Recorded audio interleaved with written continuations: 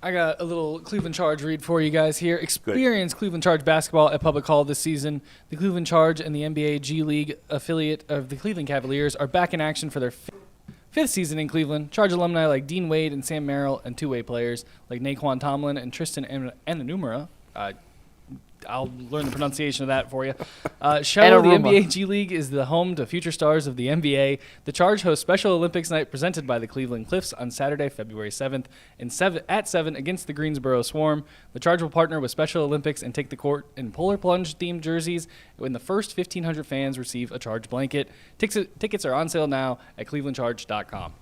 All right, we get back to the Cavaliers here, guys. And before we get to some specifics with James Harden, who's going to make his debut tonight, right? Tomorrow, right. They play tomorrow at Sacramento, and then they're home, and then it's the All-Star break. No, 2 games on the road, then they're home. Oh, 2 more games. Right, Sacramento and then Denver. Yes. And then they come home for a bad team, right? Wednesday for Washington. Yes. And then they're off for the All-Star break.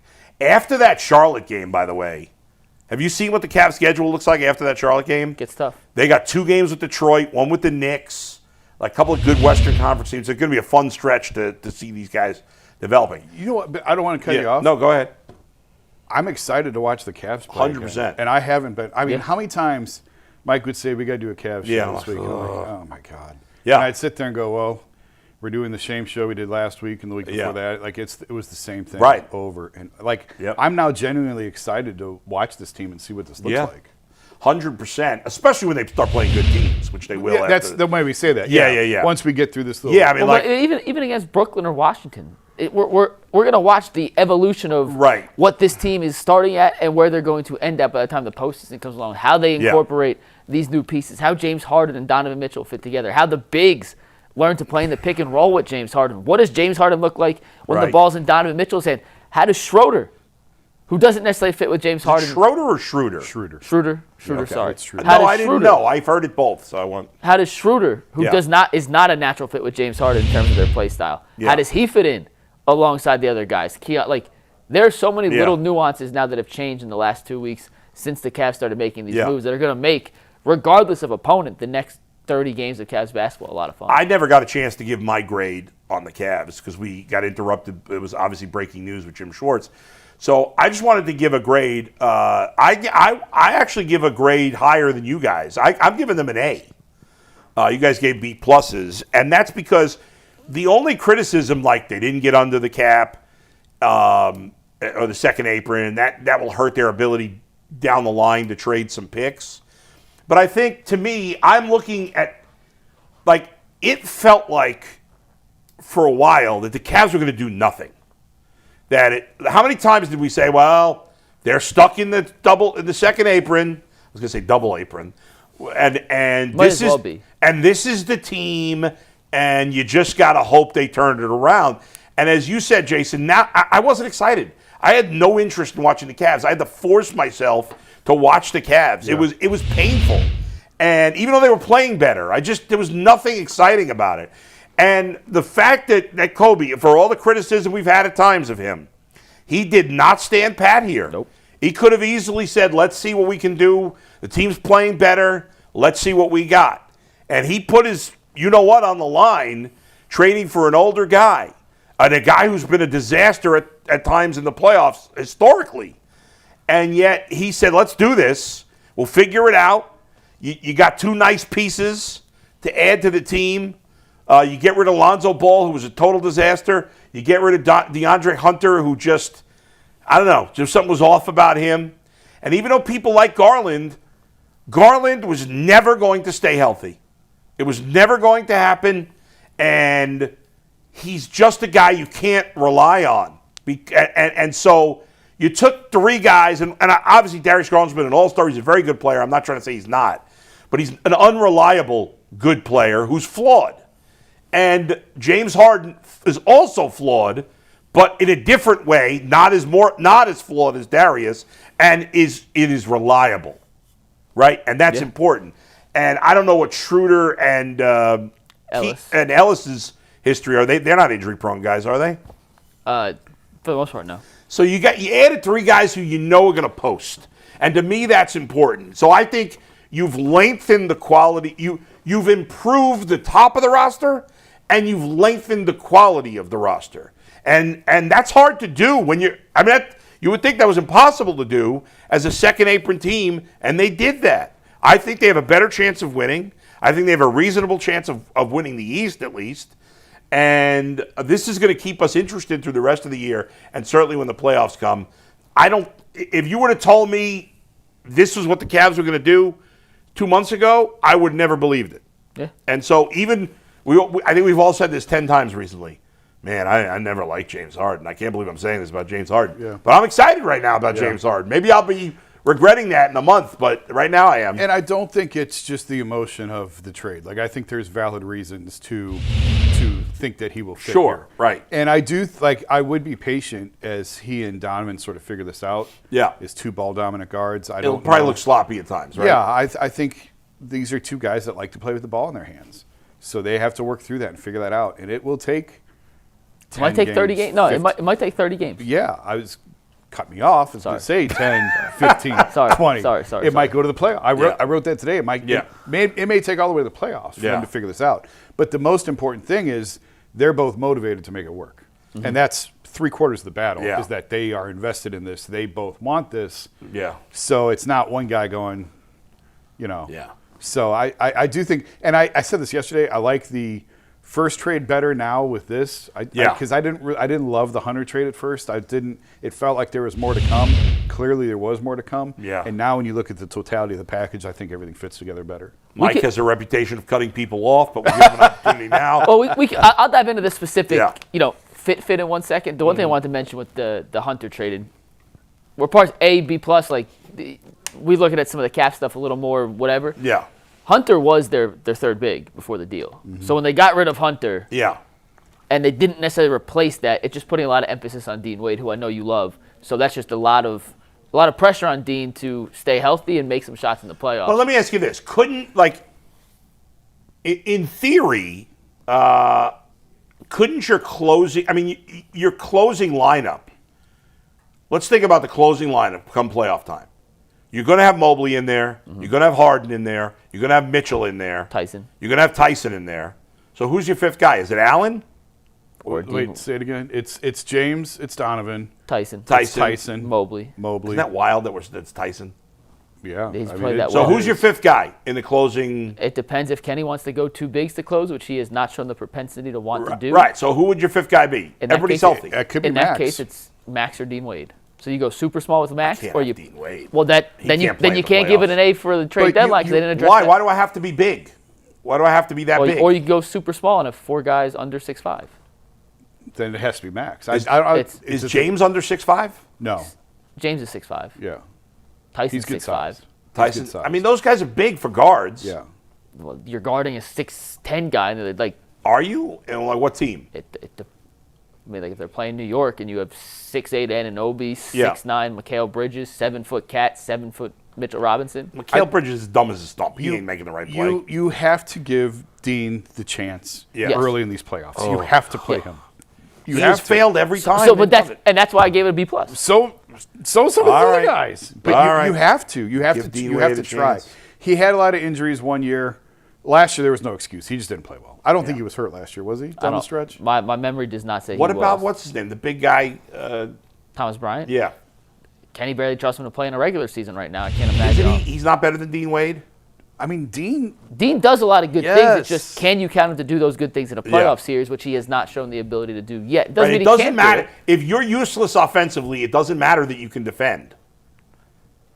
Say again. I have ADD and I was reading the watch. If he can make an open 3, it's all worth it. Right. But he has to make the open 3. That's not what I said. If Dean Wade can't do anything offensively, then I don't care that he can play defense. It doesn't matter. You got to be able to score. Well, that's what the Tomlin conversation, the Naquan Tomlin. I don't think you can play him in a series extended minutes because you can't. You have to make shots to play in a playoff series. Yes. Yeah. Dean has got, but you can't go to the playoffs saying, well, we can't play that guy. You have to play him. Well, then why? And then if he plays himself off the floor, so be it. But you have to give him that opportunity. Wouldn't it make more sense, honestly, to have Jared Allen out there in the closing 5 with Harden? If you're going to have Tyson, Harden, and Donovan and Mobley, I think Allen really makes the most sense. Kenny has not shown the want to close with but he hasn't had these other guys. Honestly, it depends on who you're playing. It depends on the matchup. Yeah. If you're playing a team with 3 giants out there. Yeah, then you play in the Knicks. You're going to have play in the Knicks. How big is Ellis? 6'4". All right, so he's not big either. I don't. Is he even that? Is 6'3". he really? He's long and athletic, Yeah, but yeah. He's tiny. not big. Yeah. He's not tiny, but he's not big. So, But he's a good defender. Yes. great defender. You know, can he defend a 6'7", 6'8" player? We're about to find out. Yeah. So maybe he's part of the It closing might team. be. That's why Yeah. I said I think it's matchup dependent in Yeah. a lot of these. Who's hot? Who's feel like with a lot of the stuff. I think what Kenny's done to this point, to some degree, you got to throw out the window because there's different. James Harden just changes everything. James Harden replacing Darius Garland may change your other decisions about the closing team. You know, I'm just going off what he's shown in the last 2 years. right? But he doesn't like closing with 2 bigs. Yes, It can change. But he may want to change that. Yeah. Now that he's got a second superstar scorer on offense, like he may be more likely to. And we'll see if the Allen Harden pick and roll becomes as dangerous an offensive weapon as I think it can. You look at James Harden's career, by the way, not just last 2 years. This goes back to literally he makes big guys the better. OKC days, and it started to take off in dramatic fashion when we got to Houston. Yeah. Every rim running big he's ever played with, he has made a gajillion dollars for. They've had the best seasons of their career. Yeah. Rim running in particular bigs, which Jared Allen fits the mold of to a T. The best seasons of their career with James Harden. I was talking to a guy who coached James Harden at one of his previous stops. And I said, all right, tell me how you think this is going to fit with Donovan Mitchell. And he's like, it's going to be a little weird because James likes things in a very particular way. James Harden wants everyone to stand still. Right. Because he is going to be the best, and this coach said he's the best in the world at it. Yeah. When everything's standing still and James knows where you're supposed to be defensively, which he knows where you're supposed to be if the offensive guys aren't moving so we could see the whole court picture. Right. He trusts himself and is going to make the right read 98 out of 100 times. And whether that's getting to the lane, whether that's throwing the alley-oop to the big man, whether it's kicking to the corner, an elite one-of-one level passer, but he wants everything standing still. The only movement he wants is the pick-and-roll action where the big is rolling and he's going. But Donovan is not used to just, That's why it's going to be an interesting mix and how it works together because Donovan's, in my opinion, Jason, I don't know if he's kind of best in chaos. He's best turning the corner, getting downhill, attacking, putting the defense into rotations, and then attacking the mismatch in that situation, which is kind of counterintuitive to what James wants to do. But to Jason's point earlier, and Kobe said it yesterday, James picked Cleveland. He had a no-trade clause. He said, I will come to Cleveland because I want to play with Donovan Mitchell. And we know that Donovan picked James. And Donovan at least was okay with that pairing and said, this is a guy that I could see myself pairing up with to win a championship. Yeah. So the fact that they are in lockstep with that, to me, even if the styles don't necessarily mesh like this, they'll find a way to make it work because great players make it work. Yes. And I think two things. Number one, I was talking to an executive yesterday who said Jared Allen's about to play the best basketball of his life, to your point, that he will be impacted more positively with James's arrival than probably anybody else on the floor. Okay, that's 100% good. agree. And this is just me talking. I believe Donovan will probably have to shape his game the most. Yes. To fit around James. And that may mean being a catch and shoot guy at times, which he's never been. You know, it's funny, Jason. Sorry to cut you off, but I was just literally thinking when Mike was talking that Donovan has to change his game the most. Well, right? And what makes me enthusiastic about that is that my impression is Donovan is one of the least selfish stars I've ever seen in the NBA. Maybe I'm wrong about that, but that's my impression of him. And I think it seems like he wants to win so bad that he's used to more than James Harden, I guess, of playing off the ball some because Darius, had the ball a lot too. Yeah, he did. And I think James will have it more than Darius did. I mean, sure. Tell me probably. if you disagree. No. I think Donovan will probably have to sculpt his game the most to make this fit. And I don't think that's a bad thing because we've seen what this team does with Donovan in charge. It's a second-round team. Yeah. And I don't say that as a slight on him. I'm not trying to knock him. It is what it is. Yeah. So this is an opportunity to save some wear and tear on him because how many times has this team been give it to Donovan and get out of the way? Yeah. And he gets worn out. It just wears him down. His usage rates in the playoffs is outrageous. To the roof. And this is an opportunity to shave some of that and to reshape some of that. So I think that's why I'm high on this, and I know about Harden's failures. I know. We all know, yeah. And I was talking to somebody who knows James well and said he has to wear it. It is who he is. But it's not like he's never had a good playoff game. It just gets overshadowed by the disappointments that we all know. Yeah. And you know what? It's not too late to change it. That's not. No. It's never too late. You got a chance. If he leads the Cavs to the even if the Cavs lost to the Thunder in the finals, played a competitive series, James would get a lot of credit. Yes. And it would change your thoughts on him They have quite to a bit. This team has to make it out of the second round. They don't have to win a championship. No, you got to get to the Eastern Conference Finals. I would argue you don't have to make the NBA Finals. You have got to make the conference I think finals. to me, you got to, at the worst scenario's got to be a competitive Eastern Conference Finals. Yeah. If they go out in the second round again, God help us all, buckle up, because I don't know what's going to happen after that. But if they can break through that barrier this year, get to the conference finals, I think everybody can say, okay. Right. If they lost to the Knicks in 7, we're not killing them. We're disappointed, but progress, we're not killing them. It's a step. We see the pathway now. Yeah. And then LeBron comes back to finish it off next year. That's certainly a possibility. Yeah. So Donovan, throughout his career, by the way, has always played best alongside a more traditional point guard. Like I've just believed that from the get-go. In Utah, I was with Mike Conley and Ricky Rubio at times. With Darius, Donovan's numbers are better when he's not the primary sole ball handler. Now, the way Harden plays point guard is different than a traditional point guard. Like they are not necessarily apples to apples, but Donovan does have legitimate NBA-level experience, and even going back to his days at Louisville where he was a catch-and-shoot, coming off screens kind of offensive player. Like he does have that experience coming off the ball. And Jason, I'm curious how you kind of see the Candies have to stagger their minutes. Like let's say they play 35-ish minutes each. They're probably going to share the court for 20 minutes, and each is going to have 15-ish minutes to be the solo act, right? Like that's probably the way. Yeah, it kind of gets divvied up. Do you think, and Mike, when they're it's part of what you're saying here? Do you think they kind of pair when they divvy up those minutes? Let's say it's 70 minutes total, so that's 48 minutes in a game. So there's 22 minutes, let's say 11 minutes each where they play by themselves without the other superstar.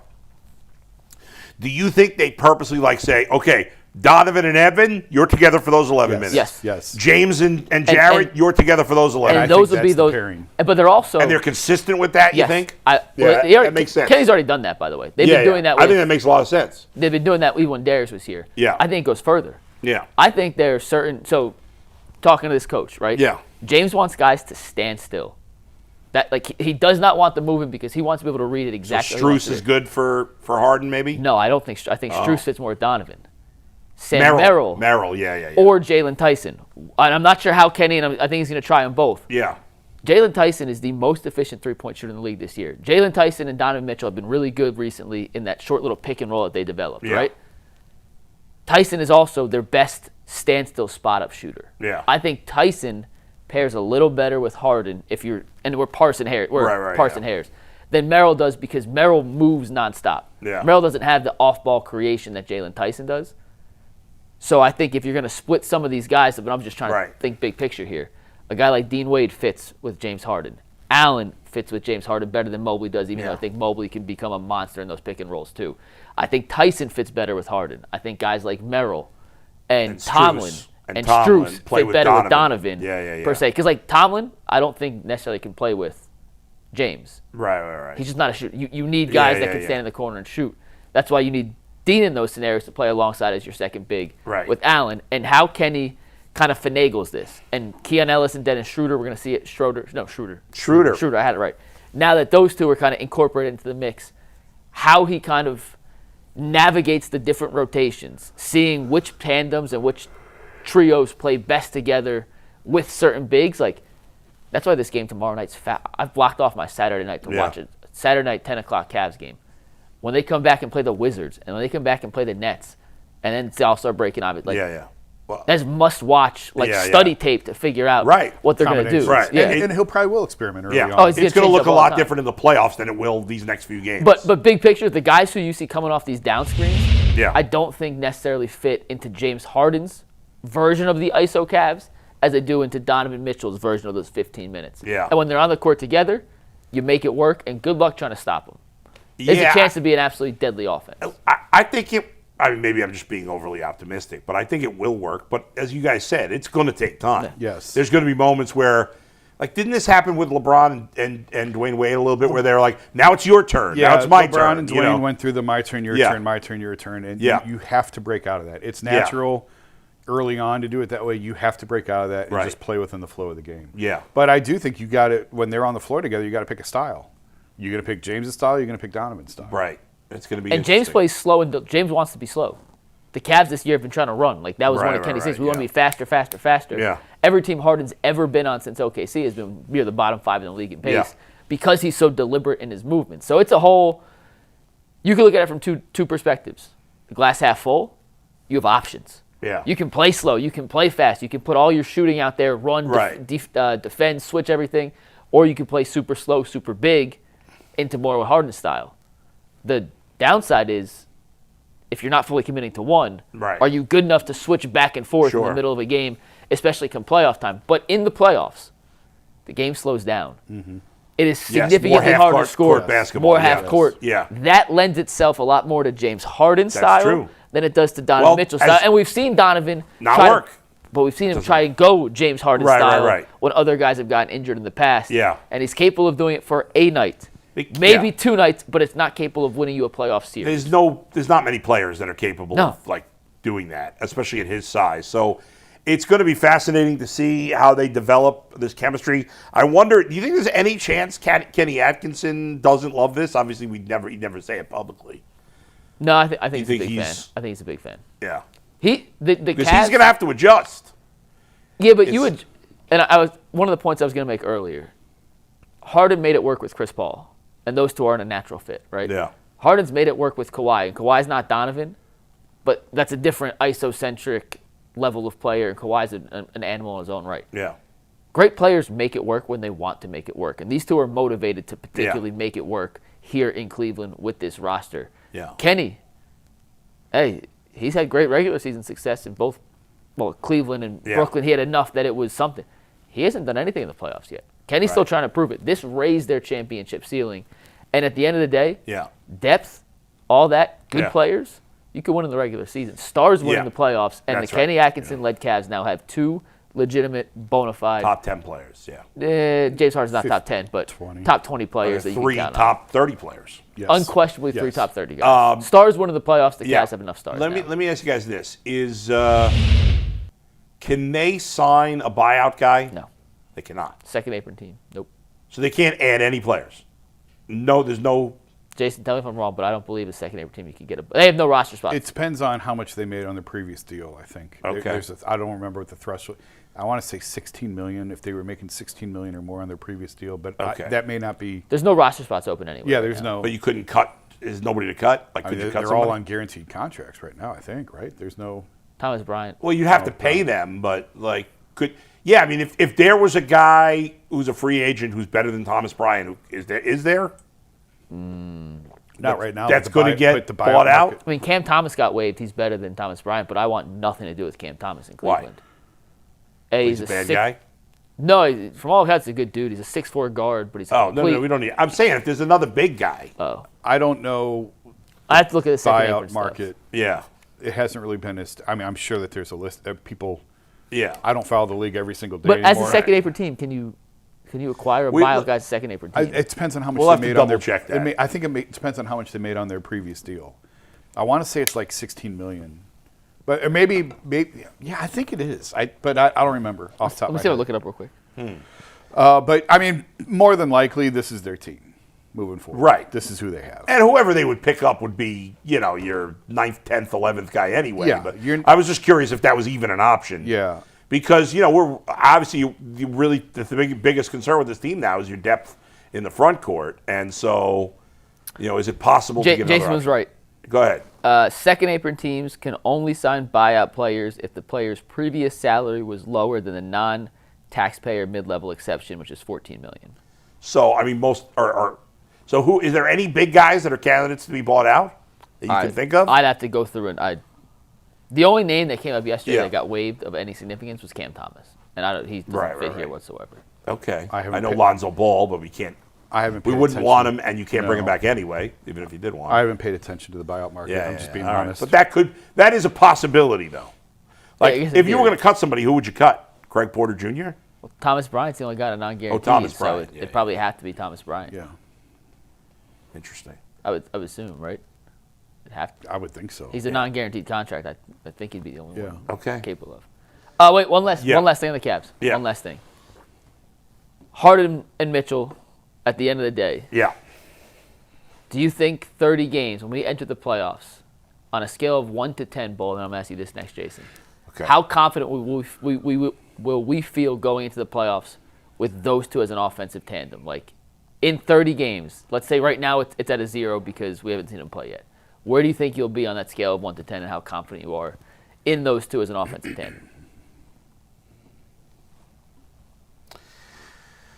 I would say I feel 9.5. Wow. I'm feeling very good about it. Them as a Never heard tandem. Bull speak this highly of the Cavs. Yes, I have. Jeez. Just not recently. I got a was- short when- memory. When they had LeBron, I was high on the Cavs, but and I talked about them 2 years ago until they started stinking in the playoffs. But anyway, yeah, I feel really good about the team offensively, and it seems like for them to win in the playoffs, they're going to have to be a massive offensive team, right? Because their two best players don't play defense. They're not going to be terrible defensively. I don't think. Well, you got Mobley, obviously. They got Mobley, J.A., Yeah. Ellis. Tyson's a good Tyson, defender. yeah. Drew's coming back, so good. They're not going to be terrible. But you got the Cavs' biggest problem has been like some of the second, third level players have their scoring's dried up in the playoffs. Their issues in the usually playoffs. does. Yeah. It's been And so offensively, now not having defensively. James Harden, for all his flaws, I feel like we say that every time.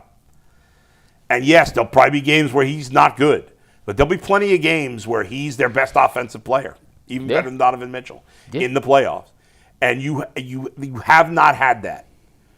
You have not had, since LeBron and Kyrie, two guys that can put up 40 anytime, pretty much. Yeah. And now they have that. So I think the offense is going to be great. I was just thinking. So James Harden made the finals in OKC. Was it 13? It was LeBron's first championship. That would have been 12. 13. 12. Yeah. 12. So we made it in 12. They lose, obviously, to LeBron and the Heat. And James Harden had a very bad playoffs. That was when Miami figured out his dribble cadence, and they completely took him out. Yeah. He has his playoff shortcomings, but I also think he may have like a bit of a misconstrued playoff rep. In 2018, they were a Chris Paul hamstring injury away from beating the Warriors and going to the finals. But he had a terrible Game 7. He had a terrible Game 7, but was great prior in that series. Right. But those... No, I know. There's been those standout games. The Game 7 outweighed all. Yeah, and I'm not trying. That's why I said earlier. I'm not trying to say. I'm not trying to say that it shouldn't. Right. If people are thinking, he's he's never going to play well in the playoffs, that's stupid. He's been terrible in elimination games. He has had very good playoff games. Yes. But he's had a handful of historically bad games in the playoffs that overshadow many more good games. And they happen to be in elimination games, which are nationally televised with everyone watching. Right. But there's a chance he makes the finals in 18, right? Like they were a couple shots away, and a historic. They went 0 for 27 in that Game 7. I think Cavs would have beat them too if they made it. I think Cavs would have won a championship. Yeah, so that's what I'm getting. So they went against that Warriors dynasty. Yep. And gave them as much as they could handle, as well as any team during that stretch could handle. Yeah. The James Harden-led Rockets got there. He's had game-winning shots in the playoffs before.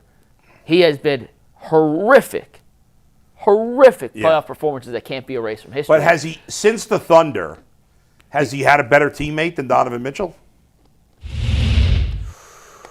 I mean, do you consider, Kawhi. Kawhi. Healthy peak Kawhi is better than Don. I guess, yeah. And if you want, I have to go back and remember what part of the career Chris Paul and Russell Westbrook were when they played together in Houston. Yeah. But All right. because Russ was coming off his MVP stuff. Yeah. But I'm not sure if it's a better fit. Yeah. Donovan, from a fit standpoint, maybe the best fit. Right. Kind of alongside him. But it just depends on what you want to consider Kawhi. But my big point is, Harden is capable of having good playoff performances. He has had enough of a track record in the playoffs. They don't need him to be great every game. And the games that he's not good, right? That's why you have Donovan Mitchell. Yeah. And that's why you have other guys that you can count on. So it's not just a one-man offense. And if he's off, you have no shot, which is what it's been for Cleveland the last 3 postseasons, where it was Donovan and nobody. And we've seen how that ended. How do you think this addition of Harden affects Mobley? We've talked about Allen. And, maybe he's going to play with Allen a lot, but he's going to play with Mobley some. Mm-hmm. You think Mobley's three-point shot has been awful this year, especially lately. I think he's shooting like 20% over the last month or something. It's bad. Do you think he shoots less threes? Like, does this change his game? I'm curious to see how this goes with Evan because I think that there's a chance that they tell him, like, just go be you. Like, don't worry about the threes. Don't worry about creating. Don't worry about, like, just do what you're comfortable doing. Yeah. I think there's a chance. I don't know. Probably a smart thing to do. I'm curious to see how it looks because those two guys are going to have their ball in their hands all the time. All the time. A lot. Yeah. It's going to be tough for Evan to pick up more of like his usage rate's going to go down. Yeah. He's going to get less opportunities to create on the perimeter. Right. He's going to get less chances to kind of post up and initiate offense. Like I would guarantee 75 to 80% of their offense is being initiated by one of those two guards, or Schroeder, or whoever, like the guards. Like they're going to be a guard-centric team now.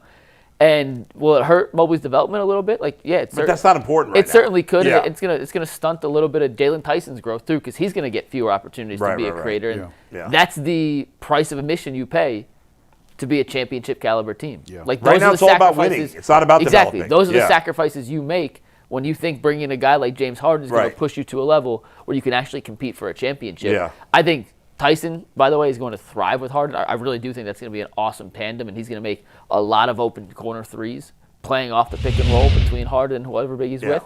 But Mobley, for as good as he's been, Jason, I don't remember a ton of times where he was the pick and roll guy with Darius Garland. Yeah. And Donovan and Darius were two very different guards from an offensive standpoint in terms of how they use the pick and roll. Like Darius was more of a pass first guy in the pick and roll.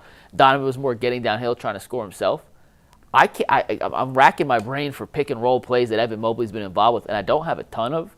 So I'm curious to see, just like you, Bull, how he fits in with James Harden, who's going to tell him exactly how he wants him to set that screen, exactly how he wants him to roll, exactly where he wants. And from an athletic skill set standpoint, I wouldn't consider Evan a rim running big. He certainly could be. Yeah. Like he's long, athletic enough, coordinated enough that he certainly could be a rim running big. And those are the guys that have thrived with Harden. Man, it's going to be a challenging. I mean, essentially, you're playing 2 games with James Harden, 3 games with Schroeder and Ellis before the All-Star break. And then at some point, I guess Max Strus is going to come back, right? Yeah. I don't know what his status is right now. The playoffs start in, 2 months? 3 months. February, March. 2. Yeah. 2. Oh, we're in February. Starts in a April, little over 2 months. Starts in April. You got 30 games left. You're going to have to work these, and then you're going to have to figure out what to do with Strus when he comes back. And it's going to be fascinating, and I just wonder, let's wrap up the Cavs with this. What do we think? You know what? I'm going to save this question because we're going to be joined by the fine folks watching us on the WKYC Plus app in just a few seconds. So I'll ask this question when we come back, even though we're not really going anywhere. Not taking a break. But first, let's do a read from Anthony. Yeah, guys, if you want some more Cavs coverage, we have Ultimate Cavs hosted by Mikey McNuggets over there and joined usually by Jason Lloyd. Mike did a great 40-minute stream yesterday to kind of wrap up Cavs trade deadline. So if you want more Cavs info, go check it out. It was a great stream. He answered questions from the chat, even though he ignored mine. You asked a question? I did. What was the question? It was a question. I don't remember what it was. I have 3 seconds. Bull, you ready? 2. And a big welcome to those of you watching on the WKYC Plus app. And for those of you watching on YouTube as normal, you might be, why is Bull thanking people? Normally at 12:30, we go on WKYC Channel 3 live, in addition, and not on YouTube on Fridays. But because we have Olympics coverage here on WKYC as an NBC affiliate, we are not on Channel 3 the next 3 weeks. And so we stay on YouTube, but also if you're watching on the WKYC Plus app, you are now watching us now. This is the Ultimate Cleveland Sports Show, and we've been talking about the Cleveland Cavaliers. We're going to get to the Guardians in a minute, but I'm trying to remember the question now that I was going to ask you guys. Oh, this would be classic. Right? 30 games left. What's their record? Is that what you're going to ask? No, I remember now. So if the Cavs are completely healthy going into the playoffs, which they haven't been, but if they're completely healthy going into the playoffs, they have a very deep roster. We know for sure that James Harden, Donovan Mitchell, Evan Mobley, Jared Allen, Jalen Tyson, Max Strus if he's healthy, right? Schroeder, Ellis, Sam Merrill, Dean Wade. Like, that's 10 guys already. Yeah. Is he going to play 10 guys? One of the And who are the other 5? So the other 5 Tomlin, you got Proctor, Bryant, Larry Nance Jr., Craig Porter Jr. Okay, so those 5 guys not playing at all in the playoffs. Garbage time. Garbage time only. Okay. Are they going to play 10? One of the guards isn't making the rotation. So who's out? Is it Strus because even though he's better than some of these guys because he hasn't played all year? It's battle royale over the last 30 really games to figure it out, but they're fighting for a playoff spot. Those like, is Dean Wade definitely going to play? Do you have to, They need a third big. You do need a third big. Okay. So Dean Wade, who's probably the 10th best player. He's playing. Is he their 10th best player? Out of those 10 that you listed, I would probably put him 10. Right, but he's got to be in the mix. He's playing. So you either got to play 10 guys, which you don't usually do in the playoffs. You can early. Kenny did last year. Yeah. Right. You tend to cut back as the deeper you get. Right. You play less guys. Right. By the finals, you're playing 8 usually, Right. and trusting 7. So I'm going to Something put, like now, that. obviously there's a decent chance there'll be injuries. There always are. But I'm going to put it to you guys as the ball knowers. Who gets left if we get to the Eastern Conference Finals and the Cavs are playing 8 guys, and we know that Dean Wade is not one of their best 8 guys, but he's their third big. Again, I think it's matchup dependent. It depends on who the opponent is. I'm not. But you're asking questions you can't answer. Let's say they're playing the Knicks. All right. In the Eastern Conference Finals. All right. And you're going down to 8 guys. Which 2 are out of the mix? You're playing 8. Yeah. Or you're going to say 9? Would he play 9? Maybe 9. Yeah. All right, 8 or 9. Okay. I'll say 9. So maybe who's the one guy who gets left out? Who are the options? Let's look at the options. It's Ellis, or Strus or Schroeder. Schroeder, Strus, or Merrill if he's not making shots. Yeah, it'd probably be Sam. Would be. You think Merrill's out? If Sam's shooting the way he has this season, he's playing. Yeah. I think it could be might be Strus. Schroeder. It might be Schroeder. It might be Schroeder. Yeah. I mean, or Ellis. Yeah. I mean, yeah, it could be Ellis. Because he's just. But Ellis is a guy. If you're winning late, you might want to bring him in for defense. but that's not part of the rotation. Then that's a special circumstance. When you get into a series, I mean, you're going to have. I almost said Darius. You're going to have James or Donovan on the floor at all times. Right. So I don't know that Schroeder is as crucial. They typically like to play with 2 ball handlers. Yeah. I don't know that you need to have Schroeder out there if you're going to have one of those guys especially out if it's there all the Harden, time. because he's going to be the primary Yes. ball. When the Harden lineups are out there, you can put more shooting and defensive guys around him as Right. opposed to Donovan, who pairs better with Schroeder because he likes to have another playmaker. And creator. Dean Wade is probably not going to play much. I know he's their third big, but you could play Mobley and Allen 35 minutes each. Yeah, they just don't share the floor that often. I mean, and they haven't. Maybe Kenny with the new rotations will be more confident playing with 2 bigs. But there is a scenario where you could play essentially 4 guards down the stretch of a game. Good.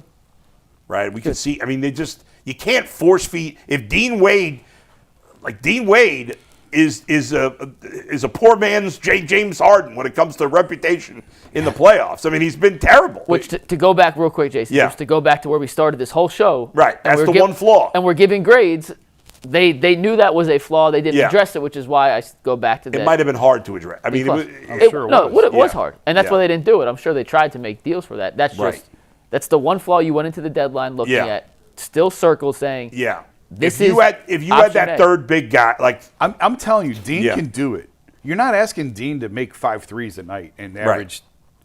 That would be 15. But he's got to be able to make 2 or 3. He has to be enough of a threat that teams have to be aware Right, of. he can't where play he is off on him. the floor. Yeah. If they're playing off him, he's useless. Yeah, if he takes 4 shots, he's got to make 2 of them. Yeah. 2. Yeah. And just do enough so that they are aware of where you are, so that they're not loading up on one of the other guys.